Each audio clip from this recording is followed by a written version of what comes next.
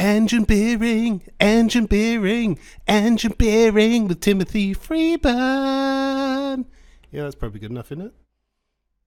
Well, hello everyone and welcome to another EngineBEERing. My name's Timothy Freeburn and, well, this is an amazing day. It's National Beer Day?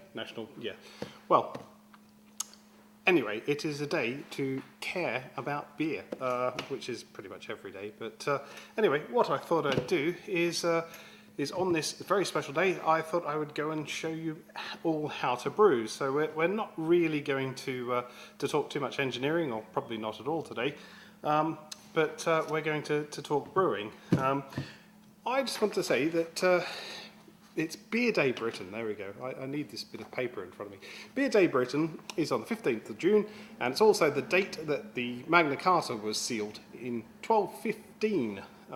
Article 35 of the Great Charter stated, "Let there be throughout our kingdom a single measure for wine, a single measure for ale, and a single measure for corn, namely the London Quarter."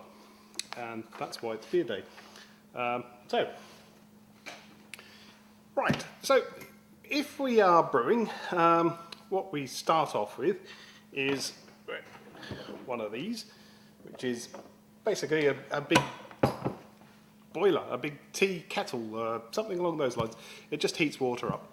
And we fill that up with water, and what we do is we treat the water. We want to get the acidity about right, and we don't want to have too many, we don't want things like, well, let's see, bleachy sort of taste, or chlorine, or something like that. You know, it wants to be good water.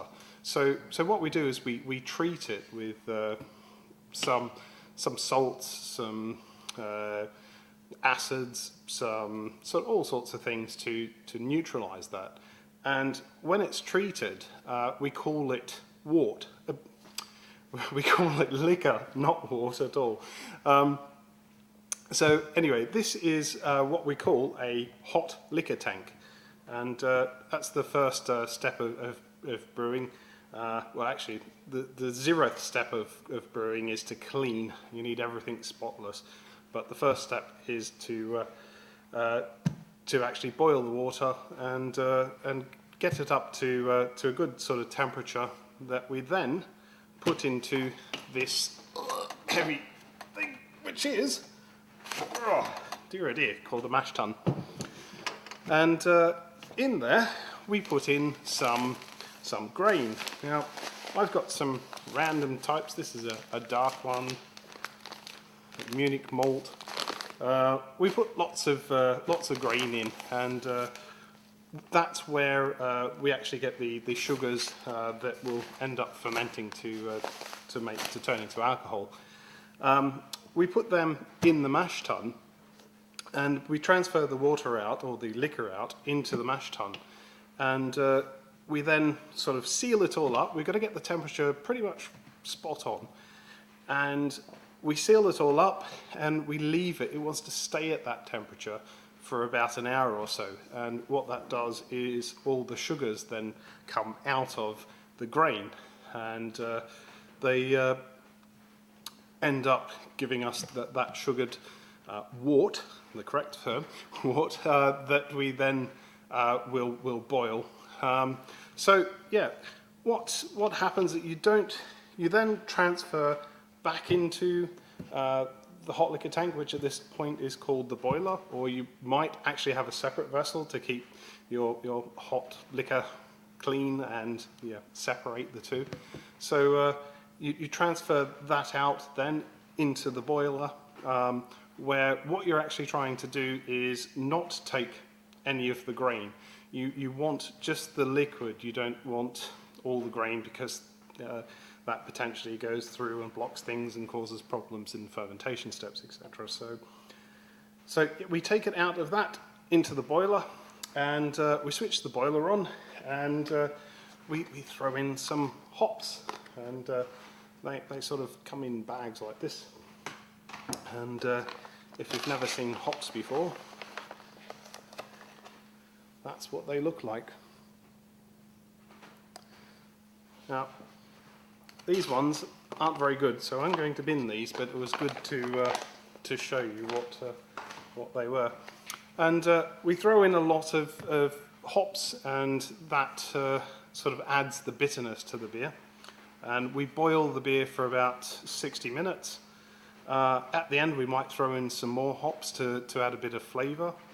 And when we've gone from that, we let it cool down, or sometimes we force cool it down with something like this, where we run cold water through, or you might have a heat exchanger, or you can just let it cool down naturally. But all these additions to brewing are all the additional equipment that you buy is to try and improve what you're actually making. So things like getting it down to temperature quickly sort of potentially reduces the chance of infections, and you certainly don't want a batch of infected beer. That would be terrible. You don't want to do all that effort, brew beer, and then tip it down the sink. But anyway, at that point, we've got all of this liquid, this wort that we've boiled, and we've cooled it down. And what we want to do is not pass any of those hops into the next vessel, which another bucket, another tank sort of thing, which is called the fermentation vessel. And in there, we'll add a bit of yeast. Yeast comes in a couple of different styles, or sometimes you can get a vial, sort of like a test tube of it, or you can get this dry yeast, or you can get smack packs. Incidentally, a smack pack looks like that, and that's what it looks like when you get one. And if you break it, you smack it together, and it breaks the inside, and after, well, an hour, a couple of hours, it fattens up like that. That's useless now, but anyway. That's an old one. So we add the yeast to it, and what the yeast does is now starts eating at those sugars and converting them into alcohol. And that we want to keep totally away from dust and people's fingers and things like that. It wants to be totally clean. Otherwise, that's a really dangerous point where you can sort of get infections in your beer. And we leave that for sometimes 7-14 days, depending. And at the end of that, we can pour that out into another vessel, which is where we're actually kegging off. Now, that might be into small bottles, or it could be into something I didn't bring and should have brought to show you, but Cornelius kegs. These are stainless steel kegs that you can pressurize, and if you've got them, you can have lovely beer on tap at home.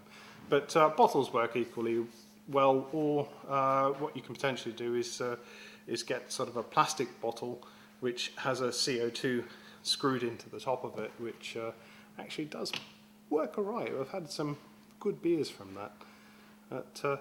So hopefully that explains a couple of things about brewing. Any questions, please ask. I'm happy to help. Hopefully it... you know what I did? I started EngineBEERing and I haven't had a beer. What is wrong? Let's try this. Crazy. It's been that kind of week. Every other week it would have been the absolute first thing, and just looking forward to that beer, and yeah. Right, so this is a Timothy Taylor's Landlord. At one point, this was actually my favourite beer. Not so much anymore. It's very malty. It doesn't really have much in the way of... It's not a super hoppy beer, and I really like my super hoppy beers at the minute. It has a good sort of malt body to it. It's not a terrible beer, to be honest. As I say, it was my favourite at one point.